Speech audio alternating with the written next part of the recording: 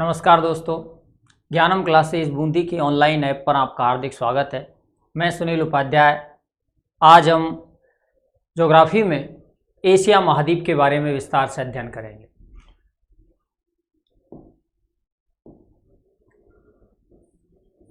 Asia महाद्वीप, एक एक चीज़ों का तथ्यात्मक वर्णन अपन इस टॉपिक पे करेंगे। सबसे पहले हम एशिया शब्द को उठाते हैं।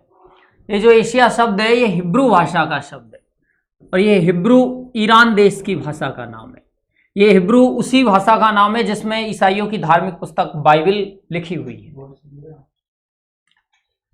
ये हिब्रू ईरान की भाषा है और आज जिसे हम ईरान कहते हैं, कल हम उसे पर्सिया के नाम से जानते थे और ये पर्सिया कालांतर में फारस देश के नाम से जाना गया। यानी एक ही बात है, जिसे अपन आज ईरान कहते हैं, कल उसे पर्सिया या फारस के नाम से जाना जाता था। एशिया हिब्रू भाषा का शब्द है। इसका अर्थ वही है जो अमिताभ बच्चन में अमिताभ शब्द का अर्थ है। कवि हरिवंश राय बच्चन और तेजा बच्चन के बेटा हुआ अमिताभ। अपने दोस्त छायावादी कवि सुमित्रा नंदन पंत से पूछा गया कि बच्चा हुआ है, नाम क्या रखा जाए, तो उन्होंने सुझाव दिया कि बच्चे का नाम रखो उगता हुआ सूर्य, अमिताभ। वही अर्थ एशिया शब्द का है, उगता हुआ सूर्य। और सूर्य उगता भी है एशिया में, इसलिए कि एशिया पूर्व में पड़ता है। अब कारण क्या है कि सूर्य हमेशा पूर्व में ही उगता है? वजह रही कि हमारी जो पृथ्वी है ये पश्चिम दिशा से पूर्व की ओर घूमती है और पश्चिम से पूर्व की ओर घूमने के कारण सूर्य हमेशा पूर्व में उदय होता है। लेकिन इसका अर्थ ये कदापि नहीं है कि दुनिया में, पूरे ब्रह्मांड में हर जगह सूर्य केवल पूर्व में ही उगता हो। ऐसी भी जगह है जहां सूर्य पश्चिम में उगता है और पूर्व में छिपता है। अगर हम शुक्र ग्रह की बात करें तो शुक्र ग्रह पर और एक अरुण ग्रह पर, ये दो ऐसे ग्रह हैं, वीनस एंड यूरेनस, ये दो ऐसे ग्रह हैं जिन पर सूर्य हमेशा पश्चिम में उदय होता है और पूर्व में अस्त होता है। लेकिन बाकी हमारी पृथ्वी सहित तमाम ग्रहों पर सूर्य पूर्व में उगता है।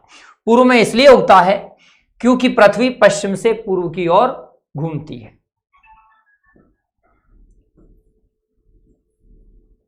एशिया शब्द हो गया। अब हम महाद्वीप शब्द पर आते हैं।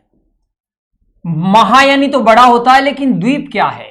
स्थलखंड का वह भाग जो चारों ओर पानी से अगर घिरा हुआ है तो हम उसे द्वीप की संज्ञा देते हैं। लेकिन मान लो अगर कोई स्थलखंड का ऐसा भाग है जो चारों ओर पानी से नहीं घिरा हुआ, तीन और पानी से घिरा हुआ है, अगर तीन और पानी से घिरा हुआ है तो ज्योग्राफी की भाषा में उसे हम प्रायद्वीप कहते हैं। लेकिन तीन और भी नहीं, अगर कोई स्थलखंड का भाग दो और पानी से घिरा हुआ है तो फिर हम उसे अंतरीप कहते हैं। लेकिन अगर दो और भी नहीं, केवल एक और पानी से घिरा हुआ भाग हो, केवल एक और पानी से घिरा हुआ हो और तीन तरफ स्थल से घिरा हो तो फिर हम उसे खाड़ी कहते हैं। तो हम एशिया महाद्वीप पढ़ रहे हैं।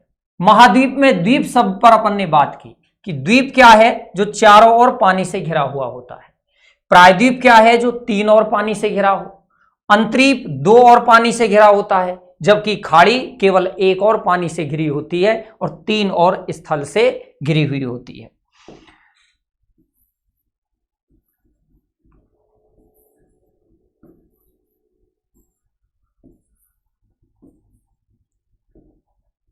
एशिया महाद्वीप ये एक ऐसा महाद्वीप रहा है जो पूरे पृथ्वी का 30% क्षेत्रफल अपने पास रखता है, लेकिन जनसंख्या इससे डबल रखता है।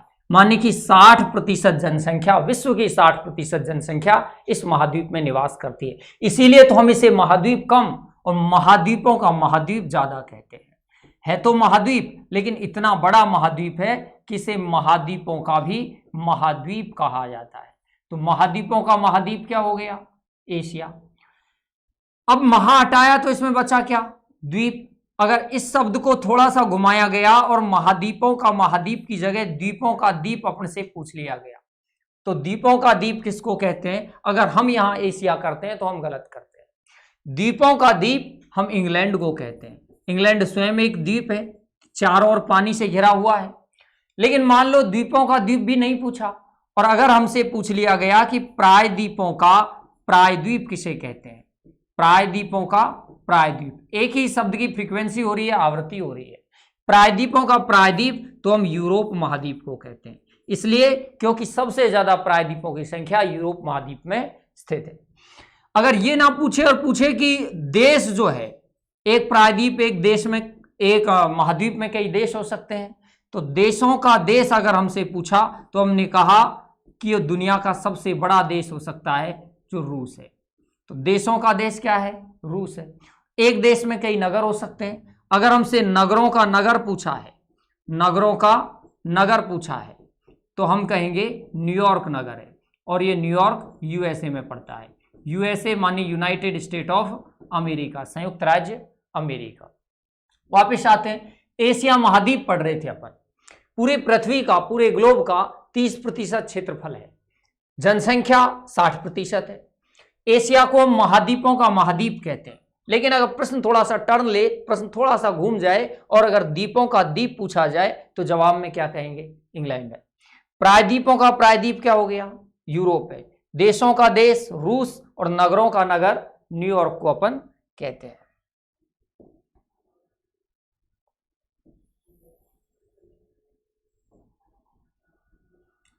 एशिया जो महाद्वीप है, अब इसको भौगोलिक दृष्टि से अपन देखते हैं।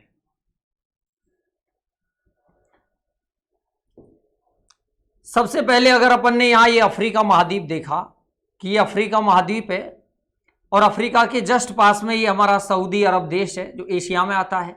सऊदी अरब के पास ये हमारा लाल सागर का क्षेत्र है। अभी केवल हम सुन रहे हैं, धीरे धीरे टॉपिकों पे आएंगे। अफगानिस्तान से ईरान होते हुए पाकिस्तान, और ये अपना भारत महान आ जाता है। ये श्रीलंका नारियल की आकृति का देश है, और इसके साथ ही अपने इंडोनेशिया आते हैं, मलेशिया है, छोटे बड़े द्वीप है, जावा है, सुमात्रा, बोर्नियो, अजाक्सियो, छोटे द्वीप हैं।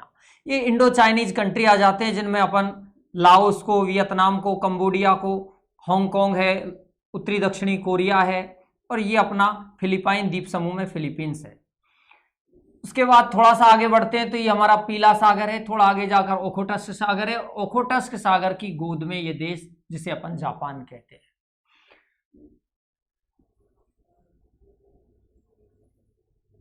इधर ये अपना यूरोप है, और जिसको हम पढ़ रहे हैं, जो अपना टॉपिक है, ये एशिया महाद्वीप है। यहां से हम अपने टॉपिक को शुरू करते हैं। ये हमको मालूम है कि ऊपर की दिशा हमेशा उत्तर होती है और नीचे की दिशा दक्षिण है, और जिधर सीधा हाथ होता है, जो राइट हैंड होता है, सीधे हाथ से सूर्य को पानी देते हैं, सीधे हाथ की तरफ हमेशा सूर्योदय होता है, यानी कि ये दिशा पूर्व है, और ये वाली दिशा पश्चिम दिशा है। कमाल का महाद्वीप है एशिया, जिसकी 3 ओर तो पानी है, केवल एक और स्थल है बस। 3 और पानी का मतलब उत्तर दिशा पे आए तो उत्तर दिशा में दुनिया का सबसे छोटा महासागर है। दुनिया का सबसे छोटा महासागर, जिसे अपन आर्कटिक कहते हैं, एशिया की उत्तर दिशा में स्थित है। आर्कटिक महासागर एशिया के उत्तर में पड़ता है। अगर एशिया के पूर्व में आए तो दुनिया का सबसे बड़ा महासागर है, जिसे पैसिफिक ओशियन माने कि प्रशांत महासागर कहते हैं। और अगर एशिया की दक्षिण दिशा की तरफ आते हैं तो एक ऐसा महासागर जिसके नाम पर मेरे देश का नाम हिंदुस्तान हुआ है, जिसे अपन हिंद महासागर कहते हैं। 3 तरफ पानी है, केवल एक तरफ ही स्थलखंड आता है, जो पश्चिम में यूरोप की ओर है। अब मान लो हमसे यहां से ही पहला प्रश्न बना के पूछा गया। यहां तक हमने जो पढ़ा है, ये टॉपिक की बैकग्राउंड है। यहां से हम टॉपिक को शुरू करते हैं। मान लो हमसे पहला प्रश्न किया गया कि ये अपना यूरोप है पश्चिम में, एशिया के पश्चिम में, और इधर ये अपना एशिया है। पहला प्रश्न हमसे किया गया कि ये यूरोप और ये एशिया कौन सी ऐसी पर्वतमाला है जो इन दोनों महाद्वीपों के बीचों बीच से गुजरती है। दूसरे लफ्जों में बोलूं तो कौन सी ऐसी पर्वतमाला है जो यूरोप और एशिया को मध्य से विभाजित करती है। उससे पहले ये देख लें कि ये यूरोप है, ये एशिया है, और जो मध्य का भाग है ये यूरेशिया कहलाता है। यूरेशिया इसलिए यूरोप और एशिया दोनों के बीच का भाग आता है, तो यूरेशिया है। वो कौन सी पर्वतमाला जो दोनों महाद्वीपों को एक दूसरे से जुदा करती है, एक दूसरे से अलग करती है, दोनों के बीचों बीच से गुजरती है। तो जवाब में हमने बहुत ही सरल बता दिया कि ये यूराल पर्वतमाला है। इसको अधिकांश बच्चे बता देते हैं, लेकिन मान लो प्रश्न को और ज्यादा टफ कर दिया और अब की बार आपसे पूछा ये यूरोप है, ये एशिया है, दोनों के मध्य में गुजरने वाली पर्वतमाला निम्न में से कौन सी है। और यूराल जो हमको आती है, ये यूराल दोनों के मध्य से गुजरती भी है, ऑप्शन में नहीं आई। तो हमने कहा दूसरी पर्वतमाला काकेशस पर्वतमाला है। ये काकेशस पर्वतमाला भी यूरोप और एशिया दोनों के मध्य में गुजरती है, दोनों को एक दूसरे से अलग करती है। लेकिन मान लो प्रश्न ये भी नहीं आया और पूछ लिया हमसे कि ये यूरोप है, ये एशिया है, और दोनों के बीचों बीच स्थित झील का नाम क्या है। तो दोनों के बीचों बीच एक इतनी बड़ी झील स्थित है जिसे हम झील कम सागर ज्यादा कहते हैं। हालांकि ये खारे पानी की एक झील है जो दुनिया की सबसे बड़ी झीलों में मानी जाती है। ये झील कैस्पियन सागर है। कमाल झील है, दुनिया की सबसे बड़ी झील है, खारे पानी की झील है कैस्पियन सागर झील। हालांकि ये झील है लेकिन इसमें सागर नाम इसलिए जुड़ा है, दुनिया की सबसे बड़ी है। एक तरफ दुनिया की सबसे बड़ी झील है कैस्पियन सागर, एक देश ऐसा भी है जहां उंगली आकार की झीलें पाई जाती है, उंगली नुमा झीलें कनाडा में पाई जाती है। और एक देश ऐसा भी जहां हाथ के पंजे की आकृति की 5 महान झीलें पाई जाती है, वो देश यूएसए है, संयुक्त राज्य अमेरिका, जिसमें पंजे की आकृति की झीलें हैं। उंगली आकार की झील कनाडा में पड़ती है। कैस्पियन सागर झील यूरोप और एशिया दोनों के बीचों बीच स्थित है, लेकिन प्रश्न ये पूछा नहीं था। अगर मान लो प्रश्न ये पूछा कि ये यूरोप है और इधर का इलाका एशिया है और दोनों के बीचों बीच स्थित सागर का नाम क्या है, अब की बार झील नहीं सागर पूछा है, तो हमने कहा है दोनों के बीच में सागर कौन सा है, काला सागर है, काला सागर है। लेकिन जो पेपर में क्वेश्चन आता है तो किसी भी तरह पूछा जा सकता है, कंपटीशन की दुनिया बहुत बड़ी है। मान लो काला सागर, तो आप जानते हैं कि यूरोप और एशिया दोनों के मध्य में काला सागर है, लेकिन हमसे ये पूछा नहीं है। काला सागर मान लो एग्जाम में आया नहीं और आपसे पूछ लिया कि काला सागर छोड़ो, आप तो ये बताओ कि काला पर्वत किस देश में पड़ता है। तो हमने कहा काला पर्वत दुनिया के सबसे गरीब राष्ट्र भूटान में पड़ता है। ये वो भूटान है जिसे लैंड ऑफ थंडरबोल्ट कहते हैं, बहुत ही गरीब राष्ट्रों में से गिना जाता है, सबसे गरीब राष्ट्र है। जैसे भारत में सबसे गरीब राज्य बिहार है, काला पर्वत भूटान में है। लेकिन मान लो इसी प्रश्न को और थोड़ा सा कॉम्प्लिकेटेड कर दिया गया और कठिन बना दिया गया और अब की बार पूछा कि ये काला पर्वत भूटान में है, लेकिन भारत में काला पर्वत कहां स्थित है। भारत में काला पर्वत, ये वाला प्रश्न पूछा हुआ भी है कि भारत में काला पर्वत कहां पड़ता है। तो ये मोदी जी के गृह राज्य में आता है, यानी कि ये गुजरात में पड़ता है। भारत में काला पर्वत गुजरात राज्य में स्थित है। लेकिन ये भी नहीं पूछा, प्रश्न को और थोड़ा सा कठिन बनाया और पूछा कि काला पर्वत तो भूटान में है, भारत में गुजरात में है, लेकिन काली पहाड़ी कहां स्थित है। काली पहाड़ी, काली ब्लैक पहाड़ी हिल, ब्लैक हिल कहां स्थित है। तो ये ब्लैक हिल यूएसए में स्थित है। वैसे आप ध्यान रखना कि अगर ब्लैक हिल पूछ ले तो भी यूएसए में है, ग्रीन हिल पूछे तो भी यूएसए में है, और ब्लू हिल पूछे तो भी यूएसए में है। काली पहाड़ी, हरी पहाड़ी और नीली पहाड़ी, तीनों ही पहाड़ियां यूएसए में स्थित है। यूएसए मानी संयुक्त राज्य America, United state of America. USA की कैपिटल जो है वो वॉशिंगटन डीसी है, जिसमें डीसी का पूरा नाम डिस्ट्रिक्ट ऑफ कोलंबिया है, डिस्ट्रिक्ट ऑफ कोलंबिया। तो काला पर्वत भूटान में है, काली पहाड़ी यूएसए में है, लेकिन हमसे ये नहीं पूछकर काला मरुस्थल उठा के पूछ लिया, तो हमने कहा कि काला मरुस्थल तुर्की देश में पड़ता है। ये टर्की जो है, ये तुर्की जो है, इसमें काला मरुस्थल है। बोले तुर्की कहाँ है, तो अभी हम ये काले सागर पे बात कर रहे थे, काले सागर के जस्ट पास का ये जो देश है ये अपना तुर्की देश है। काले सागर के जस्ट पास का ये देश ये तुर्की देश है, और ये तुर्की की राजधानी है इस्तांबुल, बिल्कुल काले सागर के एक किनारे पर पड़ती है इस्तांबुल। इसीलिए तो इस्तांबुल जो टर्की की कैपिटल है, राजधानी है तुर्की की, इस्तांबुल को काले सागर की रानी कहते हैं, काले सागर की रानी कहते हैं। जैसे हम अरब सागर की रानी या केरल में कोच्चि को कहते हैं, अरब सागर की रानी कहते हैं, वैसे ही काले सागर की रानी इस्तांबुल को कहते हैं, तुर्की की राजधानी है। तो काला मरुस्थल तुर्की में पड़ता है, काली पहाड़ी यूएसए में है, काला पर्वत भूटान में है, और भारत में काला पर्वत गुजरात राज्य में आता है।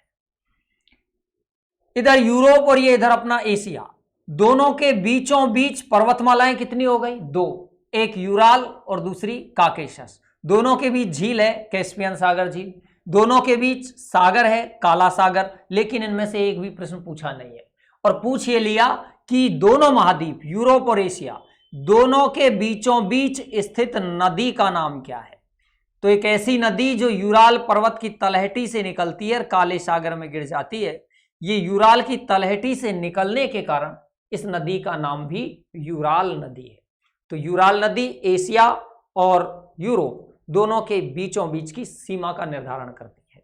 अब आप नक्शा देख के सोचो कि कोई बंदा अगर यूरोप से एशिया में आना चाहता है तो कहाँ होके आएगा, इधर यूराल पर्वतमाला आ गई, इधर ये हमारी यूराल नदी आ गई, तो वो कहाँ होके आएगा, तो ये एक स्थान बचा है जहां होकर वो एशिया में प्रवेश कर सकता है। और इस स्थान के पास ये जो देश है ये तुर्की देश है, टर्की देश है। यही कारण है कि तुर्की को एशिया का प्रवेश द्वार कहा जाता है। एशिया का प्रवेश द्वार तुर्की को कहा जाता है। हालांकि इस तुर्की को, ये तुर्की का कुछ भाग यूरोप में भी जाता है और कुछ भाग एशिया में भी आता है। ऐसे ही एक देश और भी है, अजरबैजान, जिसका कुछ भाग यूरोप में और कुछ भाग एशिया में है। रूस का कुछ भाग यूरोप में है और कुछ भाग एशिया में पड़ता है। इसी तरह तुर्की है, इसे यूरोप का रोगी देश भी कहते हैं, यूरोप का बीमार देश भी कहते हैं। यूरोप का बीमार देश तुर्की है, लेकिन हम एशिया पढ़ रहे हैं। एशिया का जो बीमार देश है वो चाइना है।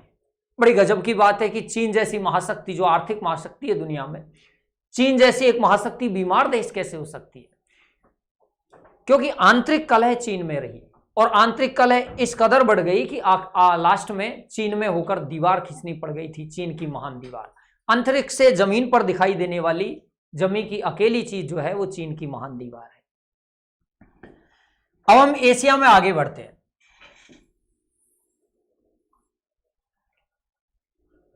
ये यूरोप है, इधर एशिया है, दोनों का सीमा निर्धारण हो गया।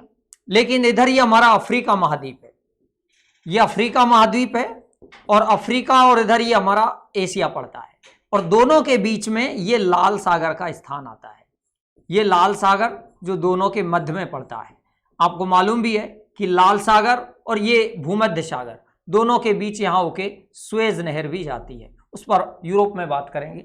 अभी हम एशिया पढ़ रहे हैं, तो एशिया में ये वाला जो देश हम देखते हैं तीन और पानी से घिरा हुआ है और जो स्थान तीन और पानी से घिरा होता है वो प्रायद्वीप कहलाता है।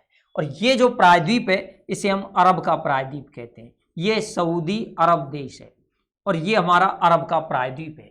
ये विश्व का सबसे बड़ा प्रायद्वीप है। हालांकि प्रायद्वीपों की सर्वाधिक संख्या यूरोप महाद्वीप में है।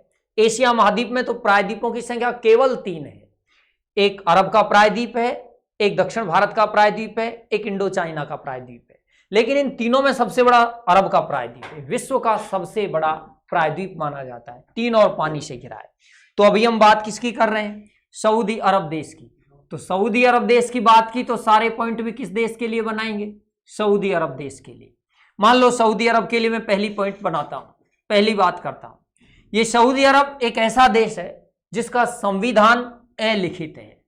और जब भी हम संविधान पढ़ते हैं तो अधिकांश बच्चों को मालूम है कि अलिखित संविधान का देश इंग्लैंड है। अलिखित संविधान का देश इंग्लैंड है। लेकिन अगर इसी प्रश्न को कठिन बना दिया जाए और पूछ ले एशिया महाद्वीप में कौन सा देश है जिसका संविधान अलिखित है, तो हम क्या कहेंगे? सऊदी अरब देश है। अब ये अलिखित का मतलब क्या है? कि जो लिखा हुआ नहीं है।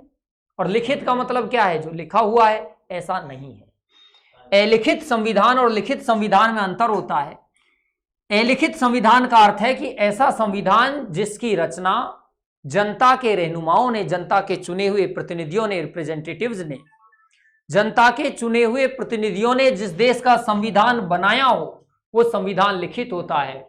लेकिन जिस देश के संविधान का निर्माण जनता के चुने प्रतिनिधियों ने नहीं किया हो, किसी शेख ने किया हो, किसी राजा ने किया हो, किसी एरिस्टोक्रेट ने किया हो, वो संविधान लिखा होने के बावजूद भी अलिखित माना जाता है। तो अलिखित संविधान का देश क्या है? सऊदी अरब। दूसरा पॉइंट इसी देश का बनाए अपन, एशिया के देश सऊदी अरब की बात कर रहे हैं। ये दुनिया का सबसे बड़ा क्या है? प्रायद्वीप है। ये विश्व का सबसे बड़ा प्रायद्वीप है। इसी का अपन तीसरा पॉइंट अगर बनाए सऊदी अरब देश का, तो एक ऐसा देश है जहां हज के लिए लोग बहुत जाते हैं। लाखों लोग यहां हज के लिए जाते हैं, इसलिए क्योंकि यहां पैगंबर हजरत मोहम्मद साहब के स्थान से जुड़ा हुआ मक्का और मदीना स्थित है। मक्का है, एक मदीना है। दुनिया में 2 ही शहर ऐसे हैं, मक्का और मदीना, जहां केवल इस्लाम के वासिंदे ही जा सकते हैं, जहां केवल इस्लाम को मानने वाले केवल मुसलमानों का ही प्रवेश इन शहरों में हो सकता है। मक्का और मदीना मजहबी शहर हैं और केवल इस्लाम के लोग ही इन शहरों में जा सकते हैं। आपको मालूम है कि ये जो मदीना है, यहाँ इस्लाम की सबसे बड़ी मस्जिद भी है जिसे हम काबा कहते हैं। और एक काबा के लिए लोग यहाँ पे इस देश में जाते हैं, सऊदी अरब। अगला पॉइंट सऊदी अरब का बनाए तो एक ऐसा देश है सऊदी अरब कि पूरे देश में एक भी नदी नहीं है। पूरे देश के अंदर एक भी नदी नहीं है। लेकिन आश्चर्य की बात नहीं है, अगर सऊदी अरब देश में कोई नदी नहीं है तो दुनिया में ऐसी बहुत सारी जगह हैं जहां कुछ चीजें नहीं है। जैसे अगर मैं ये कह दूं कि एक ऐसी जगह भी है जहां एक भी ज्वालामुखी नहीं है, तो हम कहेंगे कि ऑस्ट्रेलिया एक ऐसा महाद्वीप है जिसके अंदर एक भी ज्वालामुखी नहीं है। ऑस्ट्रेलिया में कोई ज्वालामुखी नहीं। अगर पूछे कि ऐसा कौन सा स्थान है जहां एक भी मरुस्थल नहीं है, तो हम कह सकते हैं कि यूरोप महाद्वीप के अंदर एक भी मरुस्थल नहीं है। अगर पूछा जाए कि ऐसी कौन सी जगह जहां मच्छर ही नहीं है पूरे देश में, तो फ्रांस ऐसा देश है जहां कोई मच्छर नहीं पाए जाते हैं। अगर यह कह दिया जाए कि नदी किस देश में नहीं है, तो हम कहते हैं सऊदी अरब में नदी नहीं है। लेकिन सऊदी अरब के अलावा सेशेल्स जो देश है, इसमें भी कोई नदी नहीं है। सेशेल्स वो देश है जिसकी मुद्रा भारत की तरह रुपया है, कोई नदी नहीं है सेशेल्स देश में। इसके अलावा सेनेगल एक देश है एशिया महाद्वीप का, उसमें भी कोई नदी नहीं है। तो ज्वालामुखी कहाँ नहीं है? ऑस्ट्रेलिया में नहीं है। मरुस्थल कहाँ नहीं है? यूरोप में नहीं है। मच्छर कहाँ नहीं है? फ्रांस में नहीं है। एक ऐसा देश है जिसके पास अपनी कोई आर्मी नहीं है, कोई सेना नहीं है। 66.5 डिग्री बर्फ पे गुजरता है ये देश, आइसलैंड। तो सेना किस देश के पास नहीं है? सेना आइसलैंड देश के पास में नहीं है। आइसलैंड देश जो है इसके पास अपनी कोई सेना नहीं है। हम सऊदी अरब पर वापस लौटते हैं। अलिखित संविधान का देश है सऊदी अरब। सबसे बड़ा प्रायद्वीप है, पूरे विश्व का सबसे बड़ा प्रायद्वीप है अरब का प्रायद्वीप। काबा मदीना की उस मजहबी मस्जिद को कहते हैं जो इस्लाम के बाशिंदों के लिए, जहां हज के लिए लोग जाते हैं। यह ऐसा देश है जिसमें एक भी नदी नहीं पाई जाती है। तो ये तमाम बातें हम सऊदी अरब देश की कर रहे थे। अगर अब हम सऊदी अरब को छोड़ करके एशिया महाद्वीप के ही दूसरे देश पर आते हैं, जैसे कि जापान, तो अब सारे पॉइंट किस देश के लिए बनाएंगे? अब जापान के लिए बनाएंगे। अब सारी बातें किसके लिए करेंगे अपन? तो जापान के लिए करेंगे।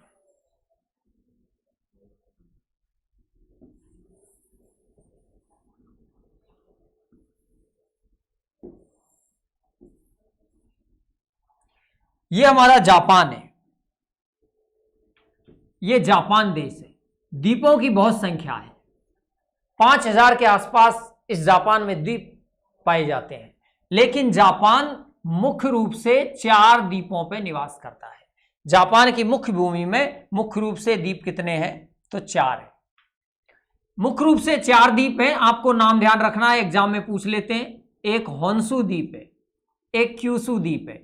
एक बार एसएससी 10+2 में ये पूछा भी गया था, क्यूशु होन्शु द्वीप किस देश में स्थित है? जापान में। एक होक्काइडो द्वीप है जापान का, होक्काइडो। एक शिकोको द्वीप है। ये मुख्य रूप से 4 द्वीप हैं जापान के। और जापान की जो राजधानी है टोक्यो, ये टोक्यो होन्शु द्वीप पर बसी हुई है। जापान का सबसे बड़ा जो द्वीप है वो होन्शु द्वीप है। तो सबसे पहले हमने जापान की बात की कि जापान जो है कितने द्वीपों पे बसा हुआ है? मुख्य रूप से 4 द्वीपों पे बसा हुआ है। चारों का नाम देखा हमने, होन्शु द्वीप है, क्यूशु द्वीप है, होक्काइडो द्वीप है, शिकोको द्वीप है। जापान का अगला पॉइंट बनाते हैं। दुनिया में सबसे ज्यादा जो भूकंप आते हैं वो इसी देश में आते हैं।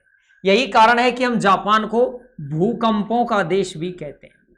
तो भूकंपों का देश कौन सा हो गया? ये भी जापान हो गया। जिसे हम जापान कह रहे हैं, इसे हम जापानी भाषा में बोले तो जापानी भाषा में हम जापान को निप्पन के नाम से बोलते हैं। जापानी भाषा में हम जापान को निप्पन कहते हैं। ये जापान एक ऐसा, अगला पॉइंट बना है जापान का, ऐसा देश है जापान जिसे सूर्य उदय का देश कहा जाता है। सूर्य उदय का देश, क्योंकि सबसे पहले सूर्य उदय होता है जापान में। इसी जापान को हम सूर्य अस्त का देश भी कहते हैं, क्योंकि जहां सूर्य सबसे पहले उदय होता है वहीं सूर्य सबसे पहले अस्त होता है। तो सूर्य उदय का देश जापान, सूर्य अस्त का देश जापान है दोनों। अब इसी प्रश्न को और थोड़ा बारीक करते हैं। सूर्य उदय को हम उगता हुआ सूर्य कह सकते हैं। तो सूर्य उदय का देश जापान है, तो उगते हुए सूर्य का देश क्या हो गया? जापान। और अगर सूर्य अस्त है क्या हम इसे छिपता हुआ सूर्य कह सकते हैं? बिल्कुल कह सकते हैं। छुपते हुए सूर्य का देश भी क्या हो गया? जापान हो गया। उगते हुए सूर्य का देश और छिपते हुए सूर्य का देश अगर हम जापान को कहते हैं तो यह विशेष रूप से ध्यान रखना है कि फिर डूबते हुए सूर्य का देश किसे कहते हैं? तो डूबते हुए सूर्य का देश, डूबते हुए सूर्य का देश हम किसको कहते हैं? तो ये ध्यान रखिएगा, डूबते हुए सूर्य का देश इंग्लैंड को कहा जाता है। डूबते हुए सूरज का देश क्या है? इंग्लैंड। लेकिन एक देश ऐसा भी है जहां रात में 12 बजे सूरज चमकता है, जिसे हम मध्य रात्रि के सूर्य का देश कहते हैं। तो मध्य रात्रि के सूर्य का देश नॉर्वे को कहा जाता है। ये नॉर्वे जहां सूर्य रात में चमकता है और इसीलिए पर्यटक इस देश में जाते भी हैं। ओस्लो यहाँ की राजधानी है नॉर्वे की, और ये ओस्लो जहां प्रतिवर्ष 10 दिसंबर को शांति के क्षेत्र का नोबेल प्राइज दिया जाता है। तो हम किस पॉइंट पे थे? जापान पे। एक पॉइंट जापान का ये हो गया था। दूसरा पॉइंट कि भूकंपों का देश है। जापानी भाषा में इसे निप्पन कहते हैं। सूर्योदय और सूर्यास्त का देश है। उगते सूरज और छिपते सूरज का देश है जापान। अब जापान पे आगे चलते हैं। मैं इन दोनों को मिटा रहा हूं, यहां से आगे के पॉइंट जापान के बनाते हैं।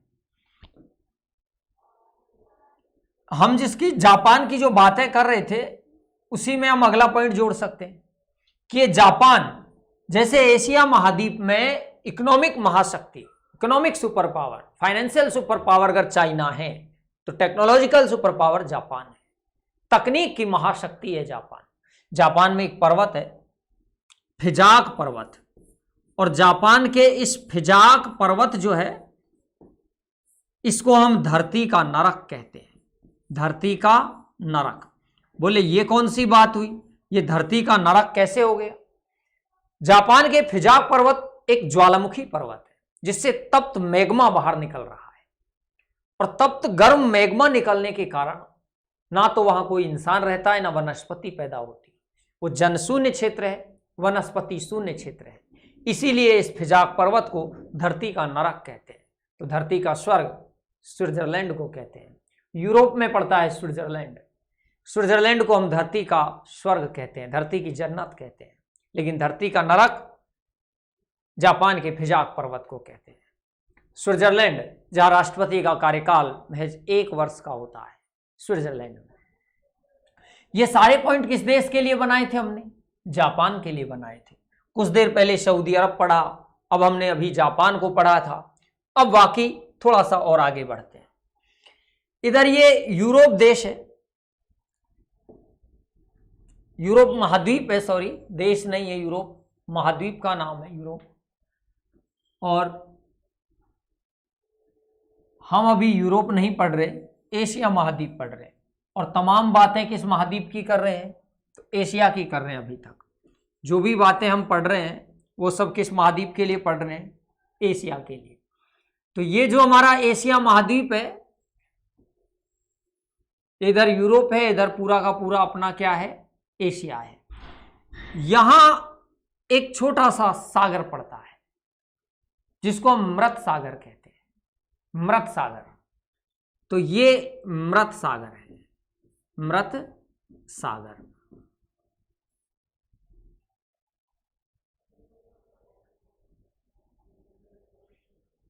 ये मृत सागर जो है ये दुनिया का सबसे गहरा सागर है। ये दुनिया का सबसे गहरा सागर है, मगर अचंभे की बात यह है कि इसमें कोई डूबता नहीं है। मृत सागर में कोई डूबता नहीं है। मृत सागर में मछलियां नहीं पाई जाती। मृत सागर जिसकी लवणता दुनिया में सबसे ज्यादा है। अब ध्यान रखना कि जो लवणता होती है वो हमेशा प्रति 1000 में व्यक्त की जाती है, प्रतिशत में व्यक्त नहीं होती। जैसे कि मृत सागर की लवणता है 330 प्रति 1000। तो ये मृत सागर है। मृत सागर जो दुनिया का सबसे गहरा सागर है, फिर भी कोई डूबता नहीं है। और मृत सागर का पानी केवल और केवल वाष्पोत्सर्जन की क्रिया से ही कम होता है। बस इसका पानी इधर उधर नहीं जाता है, लेकिन धीरे धीरे मृत सागर का विस्तार कम होता जा रहा है। मृत सागर का ही एक नाम शांति सागर है। मृत सागर को ही हम किस नाम से बोलते हैं? शांति सागर के नाम से। याद रहे, जमीन पर शांति सागर मृत सागर का दूसरा नाम है, लेकिन आसमां में शांति सागर चंद्रमा पर स्थित धूल के मैदान को कहा जाता है। चंद्रमा पर ये जो धूल का मैदान है, जो गुबार है धूल का, उसको भी शांति सागर कहते हैं, सी ऑफ ट्रैंक्विलिटी। और ये वही स्थान है जहां 1969 में नील आर्मस्ट्रांग और एडविन एल्ड्रिन चंद्रमा में जिस जगह उतरे थे सबसे पहले, उस स्थान को हम शांति सागर, सी ऑफ ट्रैंक्विलिटी के नाम से पढ़ते हैं। यह हम एशिया महाद्वीप पढ़ रहे थे, और इसी एशिया महाद्वीप में हमें याद रहना चाहिए कि हम भारत में निवास करते हैं, और भारत में निवास करते हैं, और जब भी भारत का नाम लेते हैं तो कुछ चीजें हमारे सामने आ जाती है। जैसे कि ये जो स्थान है, ये पूरा जो उत्तर में आता है, एशिया महाद्वीप की उत्तर दिशा में है, ये साइबेरिया कहलाता है। बहुत ठंडा इलाका है, इतना ठंडा कि ये दुनिया का सबसे अधिक ठंडा स्थान है, जिसे हम साइबेरिया के नाम से पढ़ते हैं। ये रूस का क्षेत्र है। वैसे तो ये जो साइबेरिया है, इसी साइबेरिया में एक झील है, इसी साइबेरिया की सबसे बड़ी झील है, जिसे हम बैकाल झील के नाम से पढ़ते हैं। साइबेरिया की झील है बैकाल झील, और ये जो बैकाल झील है, ये साफ पानी की विश्व की सबसे बड़ी झील भी है, और दुनिया की सबसे गहरी झील भी है, साइबेरिया में स्थित बैकाल झील। साइबेरिया एक ऐसा स्थान है जो बहुत ठंडा स्थान है। साइबेरिया बहुत ठंडा है, इतना ठंडा कि पूरे दुनिया का सबसे ठंडा स्थान इसी साइबेरिया में पड़ता है, बरखोयांस्क। बरखोयांस्क, ये बरखोयांस्क साइबेरिया में पड़ता है, जहां का तापमान माइनस में 79 डिग्री सेंटीग्रेड है।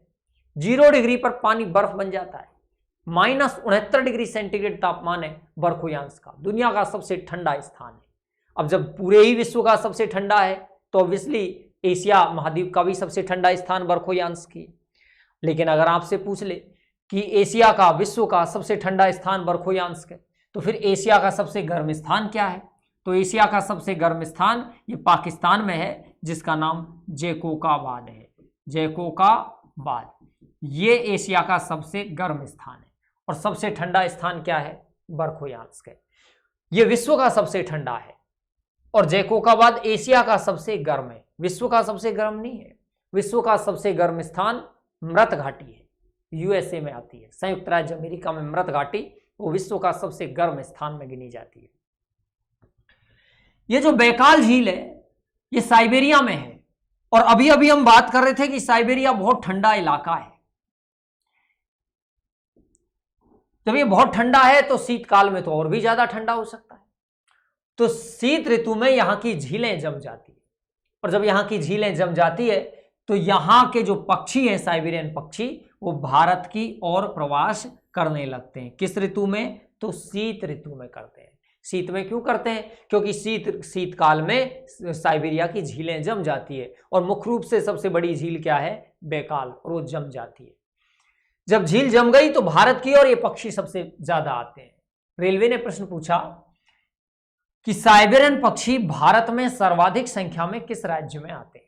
ज्यादातर बच्चों ने गलत जवाब दिया, क्योंकि उन्होंने राजस्थान घना पक्षी उद्यान, भरतपुर के केवलादेव पक्षी उद्यान को पढ़ा था कि उसमें साइबेरियन पक्षी आते हैं। बिल्कुल आते हैं, लेकिन प्रश्न की भाषा यह थी कि भारत में सबसे ज्यादा संख्या में कहां आते हैं? तो भारत में सबसे ज्यादा ये पक्षी असम राज्य में आते हैं। असम में कार्बी आंगलों की पहाड़ियों में ये पक्षी सबसे ज्यादा आते हैं। हाँ, राजस्थान में भी आते हैं, और राजस्थान में एक नहीं बल्कि दो दो जगह पे आते हैं। घना में तो आते ही हैं, घना माने की केवलादेव भरतपुर का। इसके अलावा ये सांभर झील में भी पक्षी आते हैं। अब इतना सरल तो आपसे कोई पूछेगा नहीं कि पक्षी घना पक्षी उद्यान में आते हैं। अब प्रश्न की भाषा थोड़ी कठिन होने लग गई है, दिनों दिन कंपटीशन का स्तर बढ़ता जा रहा है, एग्जाम का लेवल बढ़ता जा रहा है। आपसे पूछा गया कि ये जो साइबेरियन पक्षी है, इनकी सबसे प्रिय घास कौन सी है? पूछा हुआ प्रश्न है, सबसे प्रिय घास क्या है? तो इनकी सबसे प्रिय घास क्या है? Cyperus rotundus. Cyperus rotundus Siberian पक्षियों की सबसे प्रिय घास है। हाँ, घास एक ऐसी भी है जिसमें उलझकर पक्षी दम तोड़ देते हैं। जो पक्षियों की मौत का कारण बनती है, ये एंचा घास है। एंचा घास में उलझकर पक्षी मर जाते हैं, तो ये एंचा घास पक्षियों की मौत का कारण बन जाती है। साइबेरियन पक्षियों की सबसे प्रिय घास साइप्रस रोटेंडस घना में मिलती है, एंचा भी घना में मिलती है, जिसमें उलझकर पक्षी दम तोड़ देते हैं। तो हम एशिया महाद्वीप की ही चीजों को पढ़ रहे थे कि ये हमारा एशिया महाद्वीप है। तमाम बातें एशिया महाद्वीप पर अब तक अपन ने की है, आगे भी हम एशिया की और बातों को उठाएंगे।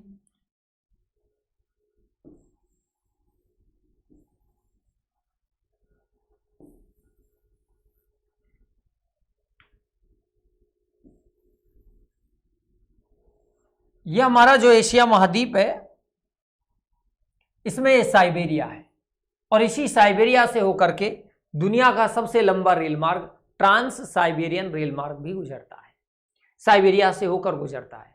ये साइबेरिया रूस के क्षेत्र अधिकार क्षेत्र में आता है। ये दुनिया का सबसे बड़ा मैदानी भाग है, और भारत का सबसे बड़ा मैदान गंगा यमुना का दोआब है, जिसे हम उत्तर का विशाल मैदान कहते हैं। अभी थोड़ी देर पहले हम सऊदी अरब देश की बात कर रहे थे कि सऊदी अरब जो देश है उसके कुछ पॉइंट्स हमने अभी अभी पढ़े थे।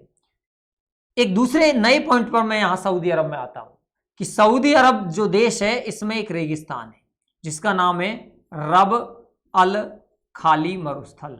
रब अल खाली मरुस्थल। तो रब अल खाली मरुस्थल ये किस देश में आता है? तो आप कहेंगे सऊदी अरब में आता है। ये गर्म मरुस्थल है, रब अल खाली गर्म मरुस्थल है। लेकिन एशिया महाद्वीप में कुछ मरुस्थल ठंडे मरुस्थल भी है, और ठंडे मरुस्थलों का नाम लूं तो यहां चीन के पास में ये जो देश है जिसको हम मंगोलिया कहते हैं, ये मंगोलिया देश के अंदर एक मरुस्थल है। मंगोलिया में मरुस्थल है जिसे हम गोबी का मरुस्थल कहते हैं, और ये गोबी का मरुस्थल ये एक ठंडा मरुस्थल है। ये विश्व का सबसे बड़ा ठंडा मरुस्थल है। और रब अल खाली सऊदी अरब में ये गर्म मरुस्थल है। ये विश्व का सबसे बड़ा नहीं है, विश्व का सबसे बड़ा गर्म मरुस्थल तो सारा मरुस्थल है अफ्रीका में। ये रब अल खाली सऊदी अरब में पड़ता है। गोबी का मरुस्थल मंगोलिया में है, मगर इसकी तासीर ठंडी है, ये ठंडा मरुस्थल है। भारत में भी एक ठंडा मरुस्थल है, लद्दाख, जम्मू कश्मीर। आजकल तो लद्दाख अलग से स्टेट बन गया। तो लद्दाख जो है, ये लद्दाख का मरुस्थल भी ठंडा मरुस्थल है भारत में, जबकि थार का मरुस्थल भारत में एक गर्म मरुस्थल है। याद रहिए, थार का जो मरुस्थल है ये पाकिस्तान में जाते ही इसका नाम बदल जाता है, और थार के मरुस्थल को पाकिस्तान में चोलिस्तान के नाम से पढ़ा जाता है। थार के मरुस्थल को पाकिस्तान में किस नाम से बोलते हैं? हम चोलिस्तान के नाम से बोलते हैं। अभी तक हम एशिया महाद्वीप के कुछ पॉइंट्स पे बात कर रहे थे। हम एशिया पढ़ रहे हैं। रब अल खाली मरुस्थल किस देश में आएगा? सऊदी अरब में। और यही वो सऊदी अरब देश है जिसमें इस मरुस्थलीय क्षेत्रों में पहली बार ऊंट पालन हुआ था, पहली बार खजूर की खेती हुई थी, और इसी देश से ऊंट भारत की सरजमीन तक पहुंचे थे, क्योंकि इसी सऊदी अरब देश से एक आक्रमणकारी हिंदुस्तान की सरजमीन पर आया था। मोहम्मद कासिम। जब मोहम्मद कासिम 712 ईस्वी में सिंध प्रांत के थट्टा पर अटैक करता है, तो इस मोहम्मद कासिम के आक्रमण से हमने दो चीजें भारत ने सीखी थी, एक खजूर की खेती और एक ऊंट पालन। और सिंध प्रांत से ऊंट बाद में राजस्थान में मारवाड़ क्षेत्र में ऊंटों के लोक देवता पाबूजी द्वारा ऊंट लाए गए थे, वो सिंध से लाए थे, और सिंध में ऊंट लेके आए थे मोहम्मद बिन कासिम। कासिम आया था सऊदी अरब से। तो सऊदी अरब में रब अल खाली मरुस्थल है, और ये जो रब अल खाली का मरुस्थल है गर्म है, लेकिन गोबी का मरुस्थल कैसा है? ठंडा मरुस्थल है, मंगोलिया देश में पड़ता है। चोलिस्तान क्या है कि थार के मरुस्थल को हम पाकिस्तान में किस नाम से पढ़ते हैं? तो चोलिस्तान के नाम से पढ़ते हैं। अभी हम बात कर रहे थे कि हमारा एशिया महाद्वीप है, इंडोनेशिया मलेशिया देश आते हैं। ये इंडोनेशिया एक ऐसा देश है जिसमें द्वीप समूहों की सबसे ज्यादा संख्या है। तो द्वीप समूहों का देश क्या है? इंडोनेशिया। द्वीप समूहों का देश क्या है? इंडोनेशिया। लेकिन द्वीपों का देश जापान है, और द्वीप समूहों का देश इंडोनेशिया है, और द्वीपों का देश जापान, और द्वीप समूहों का देश इंडोनेशिया। इंडोनेशिया द्वीप समूह है, यहां पे 13 द्वीप समूह है। घना बसा द्वीप है जावा। इंडोनेशिया में एक द्वीप और भी है, वैसे तो जावा, सुमात्रा, बोर्नियो, अजाक्सियू, एक द्वीप और भी है जिसका नाम है फरक्का। इंडोनेशिया में है फरक्का द्वीप। ये फरक्का द्वीप इंडोनेशिया के 13 द्वीपों में से एक है। ये फरक्का द्वीप इंडोनेशिया, इसको हम मसालों का द्वीप कहते हैं, मसालों का द्वीप कहते हैं। लेकिन मान लो एग्जाम में मसालों का द्वीप नहीं पूछा और आपसे मसालों का बगीचा पूछ लिया, तो आपने कहा केरल है। मसालों का बगीचा क्या है? केरल। लेकिन मसालों का द्वीप क्या है? फरक्का द्वीप। और फरक्का द्वीप कहाँ है? इंडोनेशिया में। कुल कितने द्वीप है इंडोनेशिया में? 13 द्वीप है। लेकिन फरक्का बांध कहाँ है? पश्चिम बंगाल में। फरक्का बांध पश्चिम बंगाल में गंगा नदी पर बनाया गया है। और इसी फरक्का बांध के कारण अटल बिहारी वाजपेयी की सरकार ने बांग्लादेश को 3 बीघा गलियारा दिया था। भारत और बांग्लादेश के बीच जो सीमा रेखा है उसे हम 3 बीघा गलियारा कहते हैं। और ये 3 बीघा गलियारा इसी फरक्का बांध के कारण दिया गया, जो बंगाल में है, गंगा नदी पर बना हुआ है। लेकिन फरक्का द्वीप इंडोनेशिया में स्थित है। अब हम एशिया महाद्वीप की कुछ और चीजों पर बात करते हैं कि ये जो अपना एशिया महाद्वीप है, इसमें कुछ एक ऐसी पर्वतमालाएं हैं, जैसे कि हम ये 2 पर्वतमालाओं को मैं यहां लेता हूं। ऐसा लग रहा है जैसे प्रकार से काटा गया कोई चाप है। और ये 2 पर्वतमालाएं हैं, और दोनों पर्वतमालाएं बलूचिस्तान क्षेत्र में आकर मिलती है।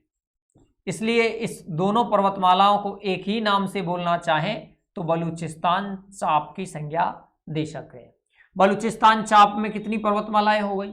2। एक पर्वतमाला जो है ये हिंदुकुश पर्वतमाला है, और ये हिंदुकुश पर्वतमाला का विस्तार अफगानिस्तान में है। एक ही जो दक्षिण की तरफ आ रही है ये सुलेमान पर्वतमाला है, और सुलेमान पर्वतमाला का विस्तार पाकिस्तान में है।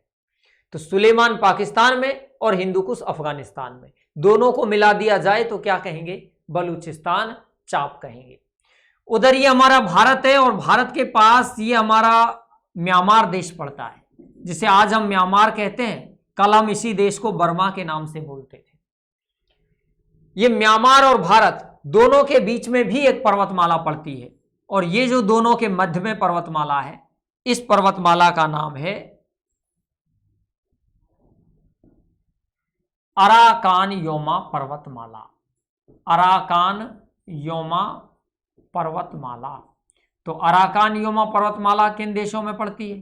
म्यांमार में पड़ती है। लेकिन भारत और म्यांमार दोनों की सीमा पर स्थित है, और ये वही अराकान योमा पर्वतमाला है जिसकी सबसे ऊंची जो चोटी है उसका नाम है विक्टोरिया। अराकान योमा पर्वतमाला की सबसे ऊंची चोटी का नाम क्या है? विक्टोरिया। तो आपसे पूछा जाए कि विक्टोरिया पर्वत चोटी ये कौन सी पर्वतमाला की चोटी है? तो हम कहेंगे अराकान योमा पर्वतमाला की सबसे ऊंची चोटी का नाम क्या है? विक्टोरिया है। लेकिन प्रश्न तो कुछ भी हो सकता है।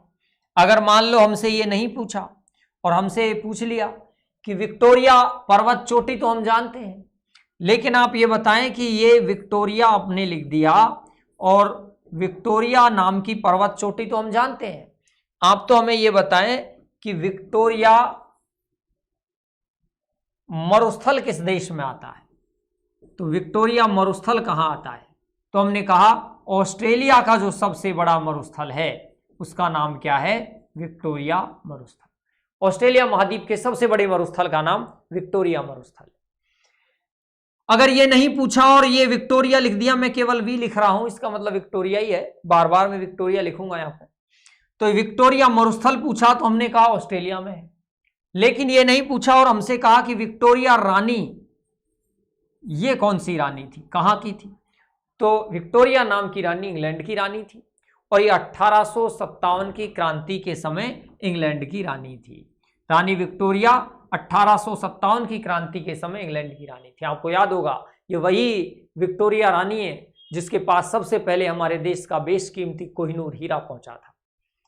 कोहिनूर हीरा सबसे पहले जिस इंग्लैंड की रानी ने अपने ताज में लगाया था वो रानी विक्टोरिया ही थी, और रानी विक्टोरिया ने ही ये नियम निकाला था कि कोहिनूर हीरे को कोई पुरुष धारण नहीं करेगा, क्योंकि इसके पीछे ऐसी मान्यता थी कि जो भी पुरुष कोहिनूर हीरे को धारण कर लेगा उसके दिन गर्त में चले जाते हैं। महारानी विक्टोरिया 1857 की क्रांति के समय हिंदुस्तान की रानी थी। क्रांति में हम असफल हो गए, अंग्रेज जीत गए। क्रांति के बाद इंग्लैंड की रानी विक्टोरिया भारत तो नहीं आई, लेकिन अपना संदेश तत्कालीन गवर्नर जनरल लॉर्ड कैनिंग के हाथों भारत भिजवाया था।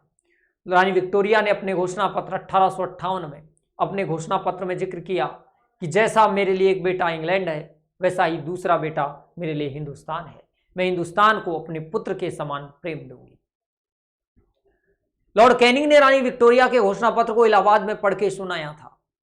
मैं ये सारी बातें इसलिए बता रहा हूं क्योंकि यहां एक अच्छा प्रश्न बनने जा रहा है कि जिस दिन लॉर्ड कैनिंग ने इलाहाबाद में रानी विक्टोरिया के घोषणा पत्र को पढ़ा था, वो एक दिन के लिए इलाहाबाद हिंदुस्तान की राजधानी बन गया था।